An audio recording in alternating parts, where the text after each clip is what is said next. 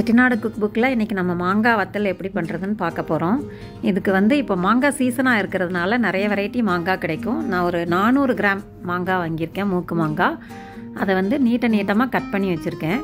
ஒரு மாங்காய்க்கு ஒரு 12 to 14 pieces வர மாதிரி கட் பண்ணியிருக்கேன். அதை ஒரு ஒயிட் பவுலில் மாற்றிக்கலாம் எல்லாத்தையும். நான் கொஞ்சம் அரைப்பழமாக எடுத்திருக்கேன், இனிப்பு புளிப்பு உப்பு இருக்கணுன்றதுக்காக. உங்களுக்கு புளிப்பு பிடிக்கும்னா நல்லா காயாகவே வாங்கிக்கோங்க. நான் கொஞ்சம் அரைப்பழமாக எடுத்திருக்கேன். இல்லை 1.5 டேபிள் ஸ்பூன் கல் உப்பு, பொடி பண்ண வேண்டாம், அப்படியே போட்டு கலந்து விட்டுடலாம். 400 கிராமுக்கு 1.5 டேபிள் ஸ்பூன் கல் உப்பு போட்டு நல்லா கலந்து விட்டுடலாம். நல்லா கலந்துட்டோன்னா அந்த உப்பு அதிலேயே கரைஞ்சிரும். கலந்துட்டு மூடி வச்சிடலாம்.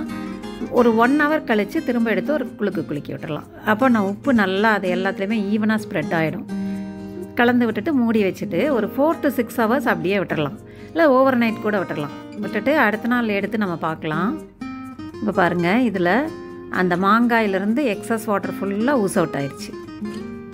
கீழே அந்த தண்ணியெல்லாம் வந்திருக்கு.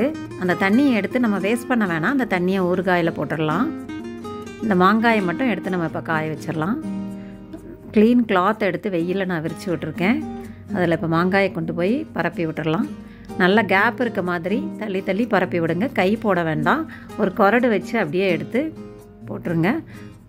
இந்த சாறு எடுத்து ஊறுகாயில் போட்டுடலாம். இந்த மாதிரி பரப்பி விட்டு ஒரு 4 நாள் 3 நாள் 4 நாள் நல்ல வெயிலில் போட்டோன்னா நல்லா காஞ்சிரும். சூப்பராக காஞ்சி வந்துடும். அந்த கொட்டை கூட நான் வேஸ்ட் பண்ணலை. அதையும் நான் இதில் போட்டிருக்கேன், வத்தலில். எப்படி போடுறதுன்னு சொல்கிறேன் நான் உங்களுக்கு. இது நீங்கள் வீட்டில் செஞ்சு வச்சிட்டிங்கன்னா 3 மாதம் 6 மாதம் 1 வருஷம் வர கூட யூஸ் பண்ணலாம்.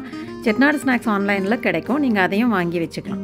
பக்குவமாக போட்டு கிடைக்கும். நீங்கள் வாங்கி வச்சிட்டிங்கன்னா தேவைப்படும் போது ரெசிபிக்கு யூஸ் பண்ணிக்கலாம்.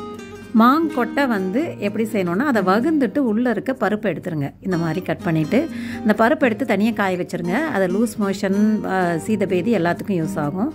அதையும் உப்பில் போட்டுட்டு சேர்த்து காய வச்சிடலாம். நல்லா காஞ்சதுக்கப்புறம் காமிக்கிறேன் பாருங்கள். எப்படி காஞ்சி நல்லா ப்ரௌன் கலரில் வந்துருச்சு. அந்த கொட்டையில் மாங்கொட்டை ரசம் வைக்கலாம், தண்ணி குழம்பு வைக்கலாம். நிறைய ரெசிபீஸ் இந்த மாங்காய் வத்தலில் அப்லோட் பண்ண போகிறோம். நீங்கள் சப்ஸ்கிரைப் பண்ணிக்கோங்க. உங்களுக்கு அப்டேட்ஸ் வந்துகிட்டே இருக்கும். தேங்க்ஸ் ஃபார் வாட்சிங்.